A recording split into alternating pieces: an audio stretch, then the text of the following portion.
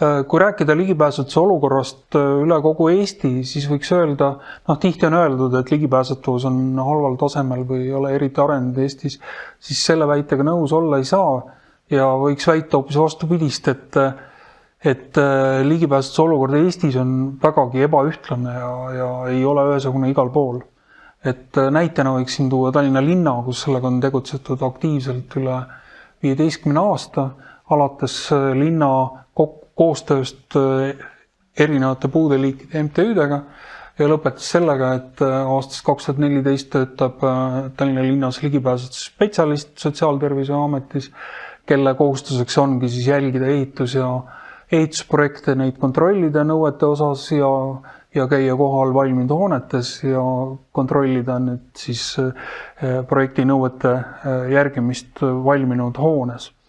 Et Tallinn on minu teada ainus selline omavalitsus, kus nii põhjalikult ja süsteemselt ligipääsetusega tegeletakse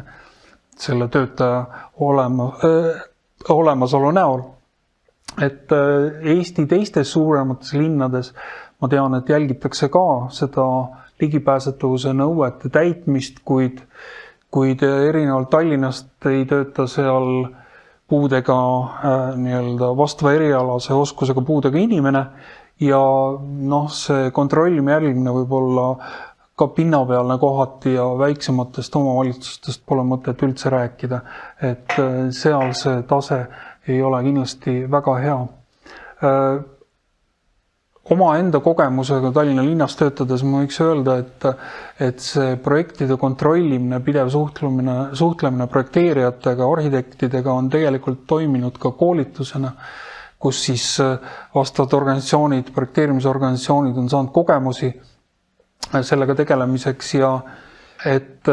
see kogemus on andnud võimaluse koolitada välja tööprotsessi käigus projekte ja arhitekte ja nii mõneski projektis sa näed iseenda kirjutatud ettekirjutusi seletuskirja jaoks, mis levivad projektist projekti. Samas võib-olla halvema näitena võiks tuua seda, et kuna see ligipääsutuse nõuete järelevalve ei ole omavalitsustes ühesugune, ühetaoline, siis selleks näiteks võikski olla siin mõned aastad tagasi lõppenud projekt Eesti 100, mille ühe projektina oli meie asulate või suuremate linnade keskväljakute renoveerimised ja selle põhjal oli väga hästi näha, kuidas ühes kohas, näiteks Paide linnas oli keskväljak projekteeritud ja valmis ehitatud väga korrektselt, et seal olid olemas juht pimedatele mõeldud siis juhtteed, ohutuskivid, mis võimaldasid siis külast väljaku kõndijal, pimedal inimesel konkreetsemalt seda jälgida, aga valitud ehitusmaterjalid olid samamoodi väga head ja siledad ja ratastooli ja liikumisabivahendite kasutajatele väga head. Halva näitena Võru ja Valga linna keskväljakud, kus kasutati väga palju looduslikku kivi ehk siis klombitud täringukivi ja seal seda kivi on 100 ruutmeetrite ulatuses maha pandud, mis on ebamugav mitte ainult liikumisabivahendi kasutajale, vaid ka tavakodanikule või kõrgete kontsadega naisterahvastele ja teistele, et isegi sellise näitena võiks öelda, kus Valga linnas olid ülekäigud tehtud ka samamoodi täringukividest, kuigi